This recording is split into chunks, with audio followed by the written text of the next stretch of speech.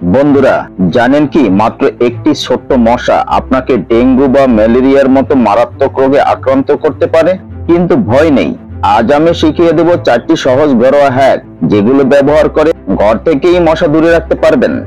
নম্বর 1, লেবু প্লাস লবঙ্গ। একটি লেবু মাঝখান থেকে কেটে তার ভেতরে লবঙ্গ গেঁথে রাখুন। টেবিলে বা জানালার পাশে রাখলে মশা আর আসবে না। নম্বর 2, বোতলের ফাঁক। পুরনো বোতল অর্ধেক কেটে নিচে পানি এবং চিনি ও ইস্ট মিশিয়ে রাখুন। আপনারা সহজেই ইস্ট যে কোনো মুদি দোকানে অথবা বেকারিতে পেয়ে যাবেন। উপরের অংশ উল্টে বসান, মশা ভেতরে ঢুকবে কিন্তু আর বের হতে পারবে না। নম্বর 3, ভিনেগার স্প্রে। 1 গ্লাস পানি, অর্ধেক কাপ ভিনেগার আর কয়েক ফোঁটা লেবুর রস মিশিয়ে স্প্রে বোতলে ভরে নিন। জানালা, দরজা ও কোনায় স্প্রে করলে মশা পালিয়ে যাবে।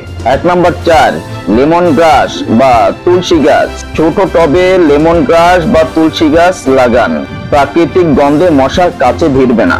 বন্ধুরা, একটি মশাই আমাদের জীবনকে ঝুঁকিতে ফেলতে পারে, কিন্তু এই 4টি সহজ হ্যাক ব্যবহার করলে আমরা পরিবারকে ডেঙ্গু ও মশাবাহিত রোগ থেকে রক্ষা করতে পারি।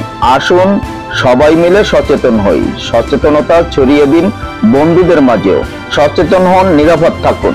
আমার ভিডিওটি যদি ভালো লেগে থাকে তবে আপনারা লাইক, শেয়ার এবং কমেন্ট করুন। আপনার একটি শেয়ারের মাধ্যমেই অনেক পরিবারই সচেতন হতে পারবে।